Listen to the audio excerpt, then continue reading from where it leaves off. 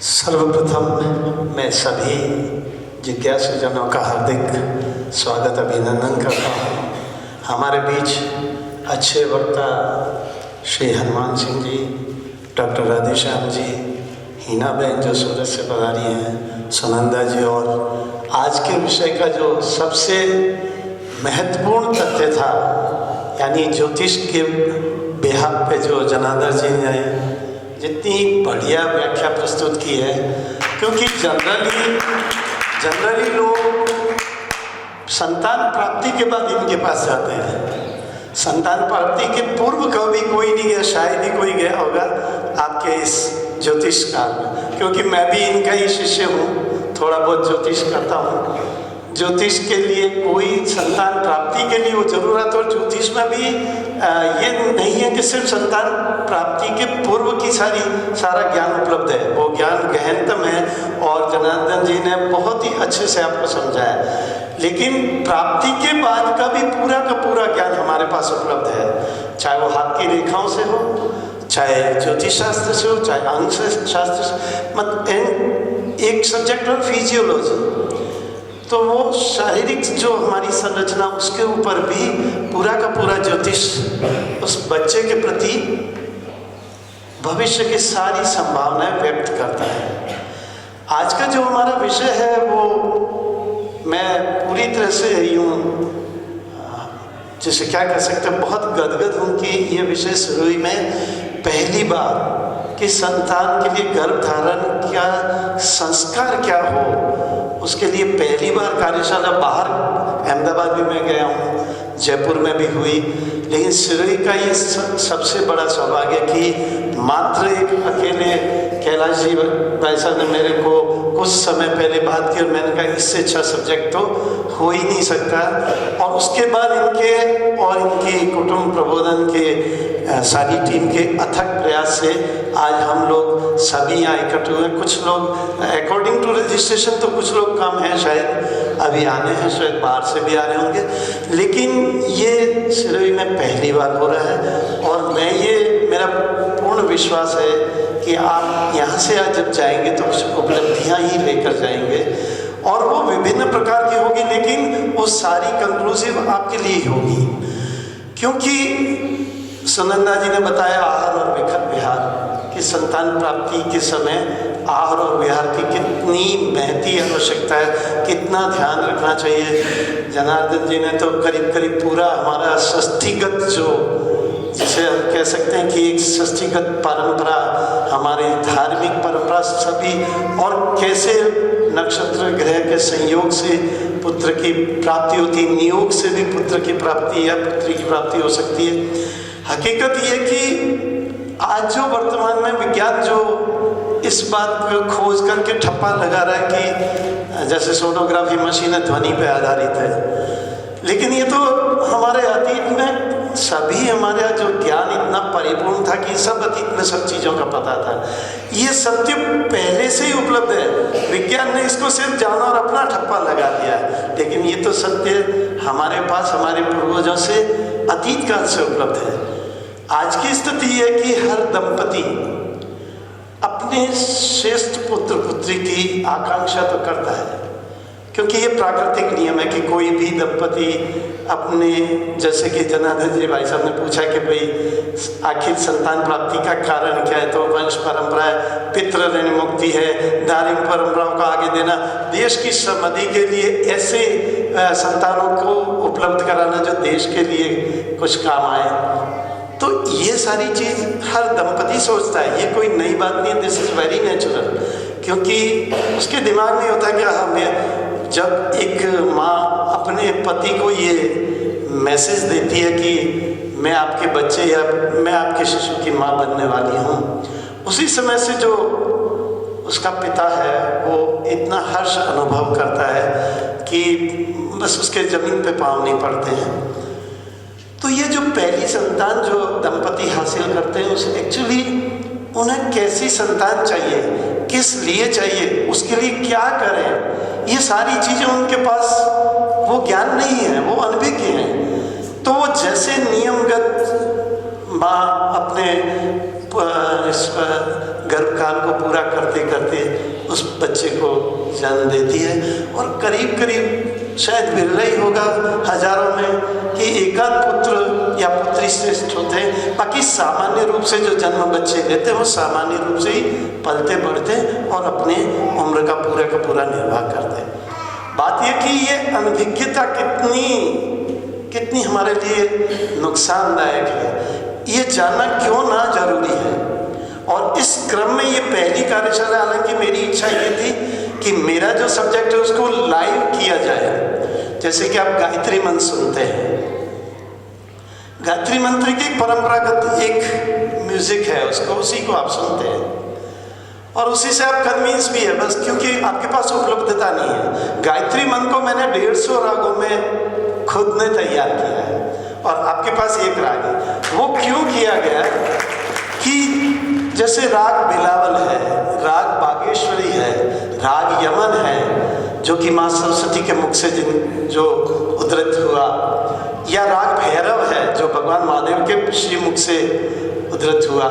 ये सारे रागों की अपनी एक विशेषता है। ये पूरी तरह से आपका एक मनोविज्ञान है जो आपके मनोमस्तिष्क पर पड़ता है। और मैं फिल्म गीत की कोई क्रिटिसाइज या आलोचना नहीं करूँगा, क्योंकि अगर फिल्मी गीत हमारे बीच में नहीं होते तो हम पशु समान हो जाते, क्योंकि संगीत का महत्वपूर्ण रोल हमारे पूरे जीवन के चारित्रिक विशेषताओं के लिए भी है। तो बात यह कि आज की जो कार्यशाला का उद्देश्य था उसमें जो जनार्दन जी भाई साहब ने बताया वो तो बहुत महत्वपूर्ण है, लेकिन ये सारा कार्य उनकी सहायता के बिना नहीं हो सकता। हम ये नहीं जानते कि दूसरी, चौथी, छठी, आठवीं, 10वीं या अमावस्या की रात है या प्रतिपदा है, ये हम नहीं जान पाते हैं। उनकी सहायता से ही ये सारा चीज़ जान सकते हैं और वो उपलब्ध भी है। इसी तरह से मेरा ये मानना है कि आपका जो ज्ञान है वो हर जो भी पंडित ज्योतिष करता है उसके पास नहीं है, क्योंकि मैं अपने जीवन काल में हजारों पंडितों से मिला हूँ जो ज्योतिष करते हैं, but they are totally professional. The thing is उनका उसके अलावा कोई किसी चीज जो आपने आज ज्ञान दिया वो इनका व्यक्तिगत है, इनका प्रोफेशन में इनका कोई इसका कहीं कोई रोल नहीं है। तो हम कितने, हमारा भाग्य कितना सौभाग्यशाली हम है कि जनार्दन जी ने जो आज बात बताई अगर हमारे जीवन में ये विद्यमान हो गई है, अगर हम इस बात को समझ पाए हैं, तो मेरा ये निवेदन जनार्दन जी को भी रहेगा कि हम आपकी उन्होंने एक अभी कुछ साल पूर्व जावल में बहुत बड़ी एक कार्यशाला की थी। मैं उनकी अनुमोदना करता हूँ कि इतना भव्य उसमें अलग अलग ज्योतिषी जो भारत के प्रकांड ज्योतिषी थे उनको बुलाया। ऐसी कार्यशाला के अंतर्गत अब इस जो हमारे गर्भ संस्कार की बात को भी रख के उस कार्यशाला का किया जाए। सहयोग के लिए हम आपकी सेना के फौजी हम भी हैं, आपके पीछे पीछे सैनिक की तरह चले, लेकिन इससे एक मेरा मानना है कि इस देश की सेवा होगी, क्योंकि ये समर्पित भाव आपका देश के लिए काम करेगा।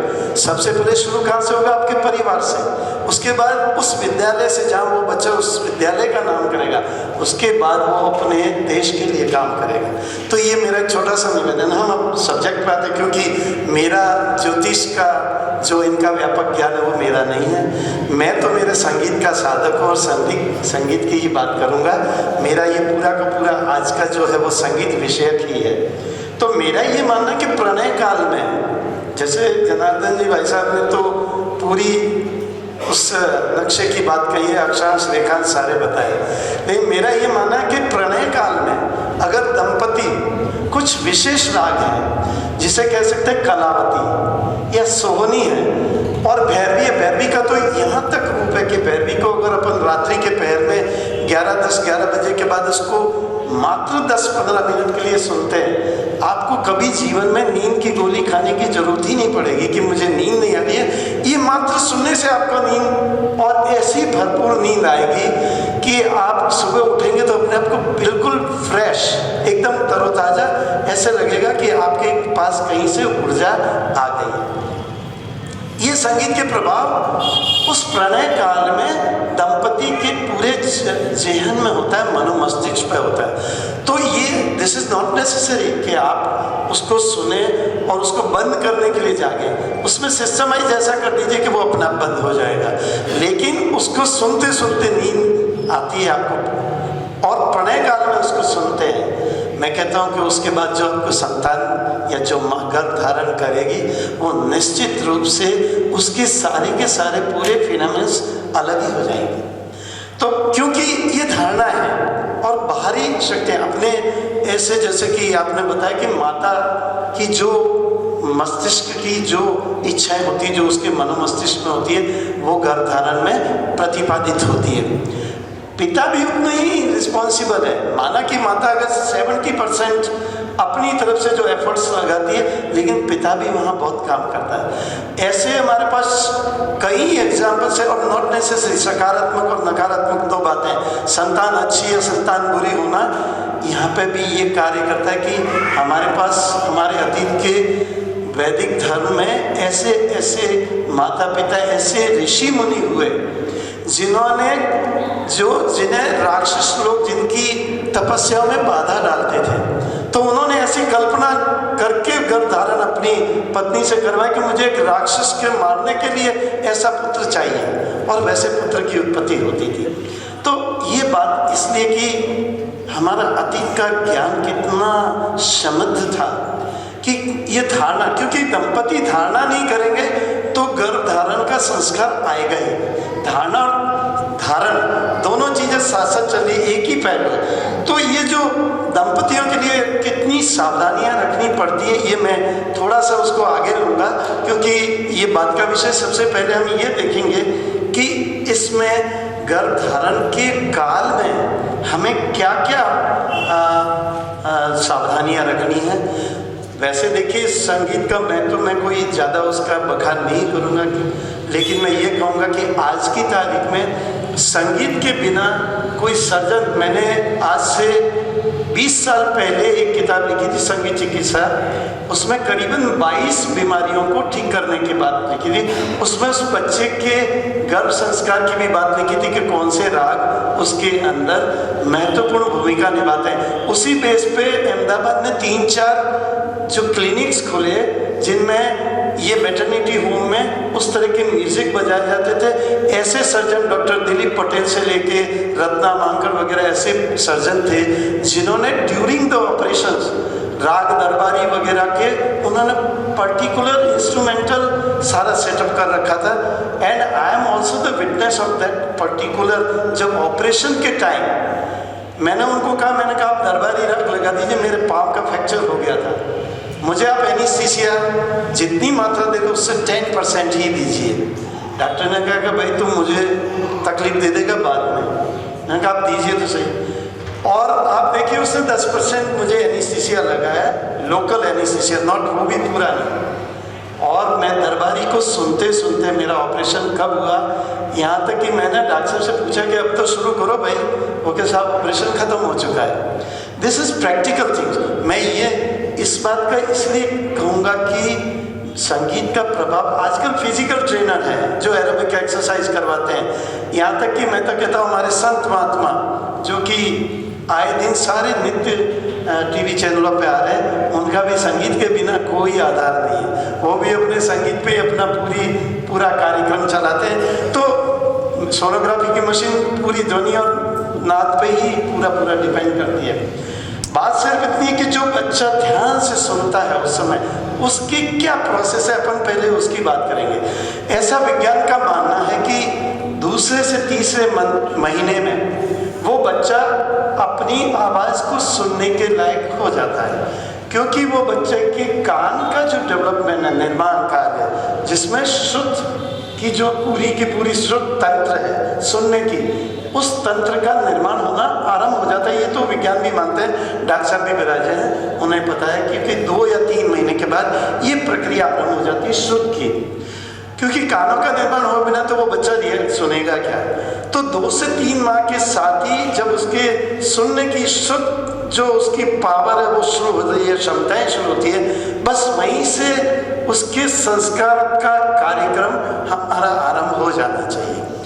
वो इसलिए कि अब बच्चा आपको महसूस होने लग गया, माएँ महसूस करती है कि मुझ में कुछ है जो मुझे कुछ प्रतिक्रियाएं देता है।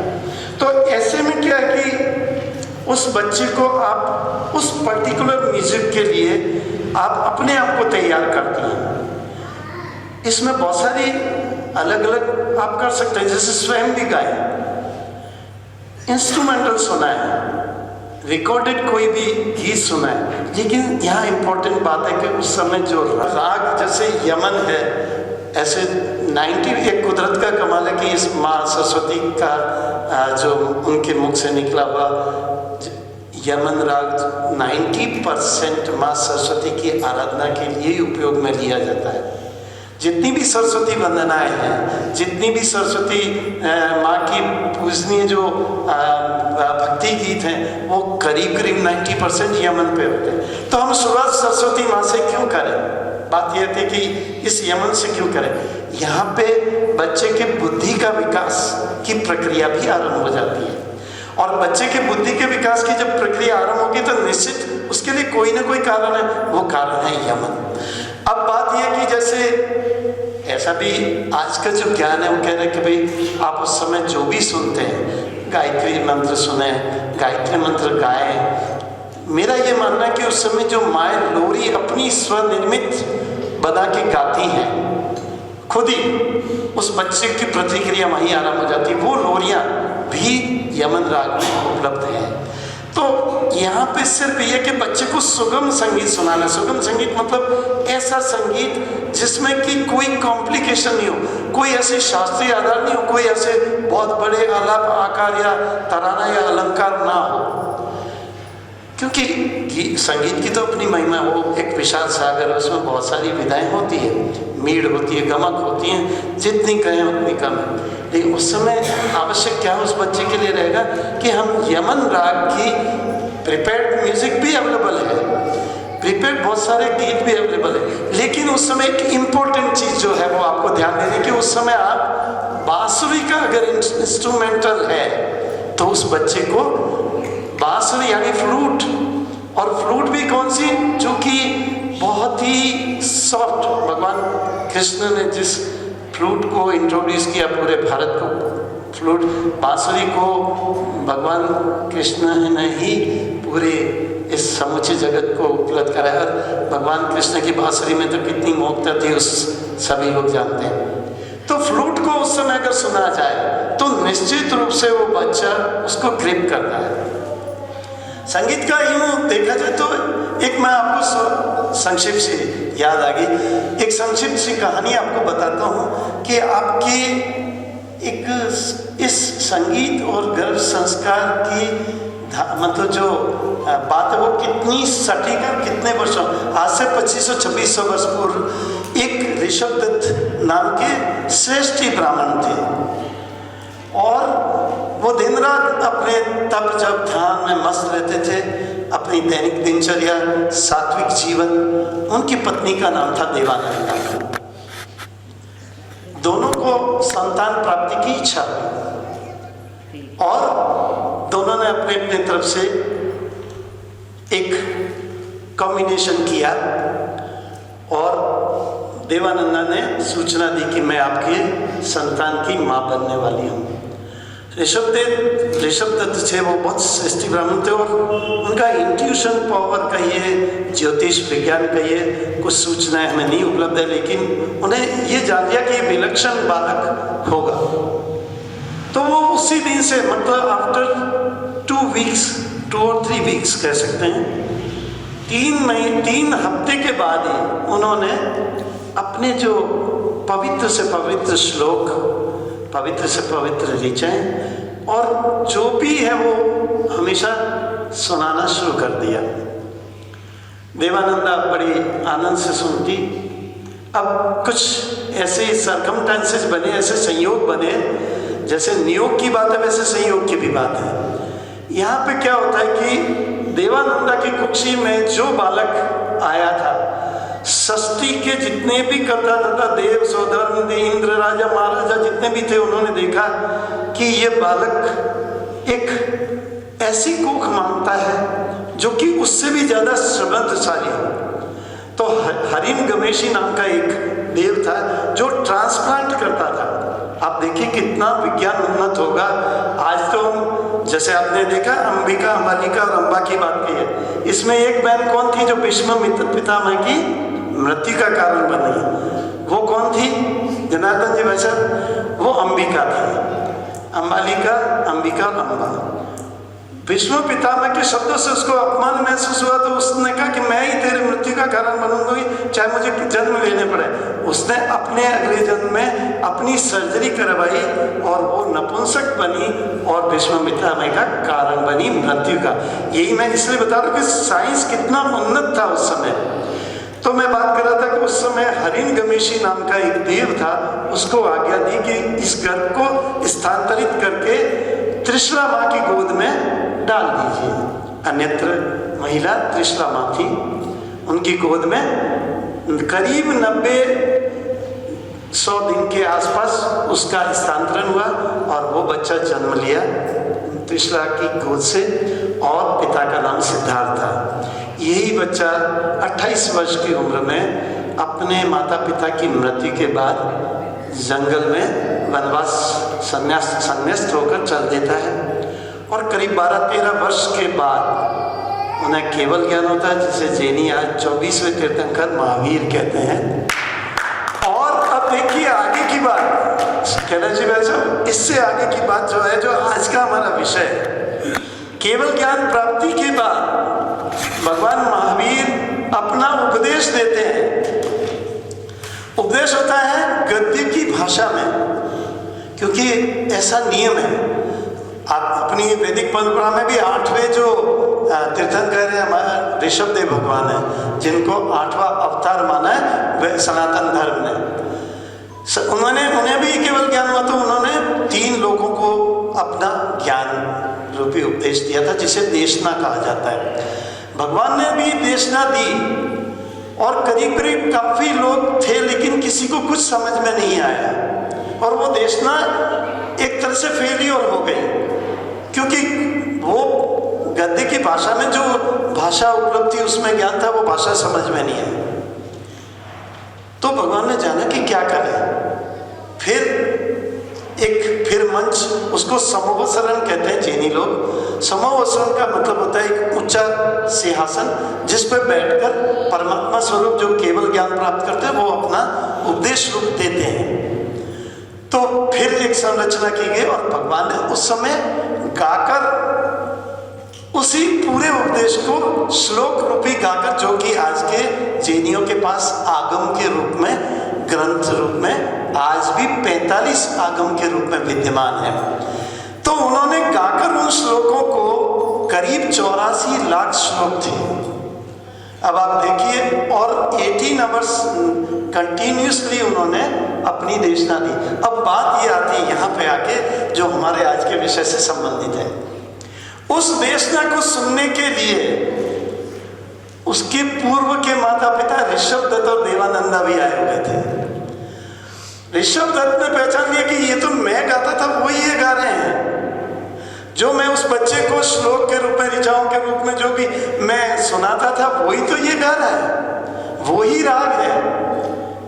तो वो पहचान लेता है कि ये निश्चित रूप से मेरी वही संतान है। और माता देवानंदा जब उनको उस समय उस पूरे वातावरण, उस परिवेश में देख के ही माता का वात्सल्य उमड़ पड़ता है, आंखों से अश्रुधारा निकल पड़ती है और भगवान स्वयं भी उनको देख लेते हैं। इतने लाखों लोगों के बीच में वो उतरकर उन दोनों के पांव छूते हैं। अब आप देखिए कि यहाँ पे जिस राग की संरचना हुई, जिसमें भगवान स्वयं देशना देके सफल हुए और जो आगम के रूप में बाद में लिपिबद्ध हुआ, वो राग कौन सा था? राग मालकोस, जिसकी स्वर लहरियां आज विश्व के स्तर पर आध्यात्मिक रूप में, धार्मिक रूप में, किसी भी तरह के भावों के रूप में मालकोस की जो अभिव्यक्ति, क्योंकि एक अपने आप में एक ऐसा राग है जिसमें सिर्फ 5 स्वरों का उपयोग किया गया है और वो 5 स्वर ही उस राग की संरचना करते हैं। उस राग को आप उसके बिना अगर गाते हैं तो वो राग दूषित हो जाता है। तो अब ये देखिए कि जो संगीत, जो आज बात कर रहे हैं कि संगीत कितना इम्पोर्टेंट है, ये एक छोटी सी कहानी से आपको समझना आ गया होगा कि संगीत के बिना तत्सवितुर्वरेण्यं भर्गो देवस्य धीमहि धियो यो न प्रचोदयात्। यह है कल्याण। तो मैंने सिर्फ आपको एक बताया कि ये बच्चे को इतना